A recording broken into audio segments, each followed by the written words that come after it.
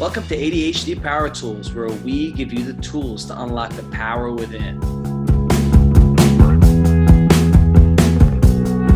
Hello, Brooke. I want to talk to you today about tools to understand our ADHD, whether it's communities, apps, etc. And some of the ways I have. I want to go over those first, and then maybe you can give us some of your ways. My favorite way, I wouldn't say favorite, one of my ways is Reddit. So it's an app and it's built off communities, multiple, they call them subreddits, communities of thousands, hundreds of thousands of people who just post and blog. It's basically a blog of stories, lots of subjective stories on, their experiences and battles, et cetera, et cetera. And there's a community for ADHD where they talk about multiple stories and experiences and lots of relatable stuff. And, I just found this, I found about it the past year, and I've learned so much from it. I've kind of a little more relaxed about, my day-to-day struggles and battles I've gone through, because there's a lot of people who talk about their tools and their tips and what they go through, and it's really helpful. And not only that, one of my other ways to understand my ADHD is Different Brains. The nonprofit organization I'm part of, where I'm a trainee at, they have this mentorship program with multiple people who are neurodiverse. And we basically build our resumes together, talk about our experiences together. We always have social calls, work calls, and we basically really build our resumes together by working on our hobbies and whatever we can produce and create together as a community. It's really good stuff. And we not only learn about our neurodiversities, but others around us, it's very good stuff. It's awesome. And give us one of your ways. What do you think about understanding our ADHD? Well, Ali, I think that was really key to just share that a community and support group or website are really helpful, because ADHD can be so isolating because some people don't talk about it, or some people are just learning they're diagnosed and they feel shamed. They aren't sure what they can say, what they can't say, what they should know, what they shouldn't know, what book to read, what article to look at. So being in a support group is really helpful for many of my clients. And I actually do adult ADHD support groups as well, because my individual clients have shared with me that they feel they want that group support. So I would 100% recommend anyone who's just diagnosed or struggling or wanting more information to reach out to some sort of support group, or people who have learned their strengths, their weaknesses, and what works for them, what doesn't work with ADHD. There are a couple of other websites out there like ADA, Attitude, Chad. All of those are good sources as well. And I know that there are some support groups in those facilities as well. I've heard of Attitude, and it's very good. It's amazing to interact with other people and talk to other people and communities and talk about the stories, experiences, tools, tips we've all learned.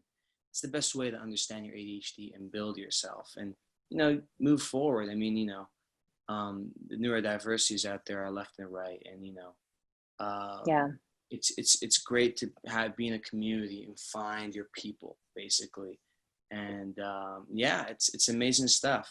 Any community, name a couple of little support groups that you have. Are there like the dates, or how does that work?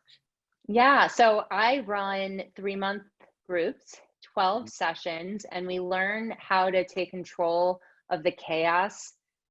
As ADHDers, we are all over the place in wanting to create this system, that system, listen to this person, read this book, read this article. Exactly what you're saying. Like, I'm not sure which direction to go to. I try something out for 3 days. I'm excited about it, and then I stop doing it, and I'm not sure why I'm stopping to do it. My motivation's not there. So I have this brand new group actually that I took all of my best group lessons and individual coursework and framework together. And it starts with knowing yourself, knowing what makes you you, because just because you have ADHD doesn't mean that you are like the next person who has ADHD. So you have to understand what makes you you.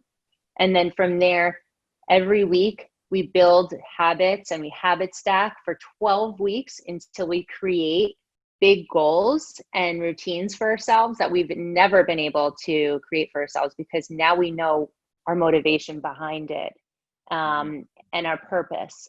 And then from there, there's the consistency and the confidence that comes along with it. So I've had adult professionals in this group, doctors, lawyers, entrepreneurs, students who've made huge gains, tripled their income, graduated and did a thesis paper. I mean, who likes doing thesis papers? And this graduate from NYU, okay? So I've had failed relationships and marriage turn into more communicative relationships, where a lawyer that I actually just worked with, he was studying for his second bar. He ended up passing the bar. And during coronavirus, I got him a job. He got himself a job with the support in the group, and now got his dream law job. So just knowing yourself and understanding what makes you tick and special, and creating systems and routines for that with the accountability and support of other people with ADHD is so helpful. So that's amazing. I love it. It's beautiful. You know, what is your superpower? Basically? Yeah. What is your superpower? Yep. And you can discover it. I mean, we're adult professionals. I mean, you're going to be a doctor. I'm a coach, and I'm still learning the next level. You never stop growing and learning, but there's always evolution, nonstop. You know, someone, you know, I like this saying. Someone comes up to me, asks me, "Who's your hero?" I tell them it's me in 10 years. Who's your hero? Me in 10 years. And they're like, okay. They come up to me again in 10 years, and they're like, are you your hero yet? And I'm like, no, me in another 10 years. And in another 10 years, they come back. Are you your hero yet? No, me in 10 years. You keep moving, striving for greatness. And that's basically how you do it. Yeah. And that's why there's no such thing as perfect, right? Exactly. Right. Because time is always moving and people are always learning. But as long as you learn what makes you happy, what makes you balanced, what your interests are, what your real strengths are, and you maximize those, and you use those in your daily life, whether it be at work or with your relationship, and you prioritize your schedule, and you know how to manage your time, and you get things done when they work for you, then you can start enjoying life and feel happier.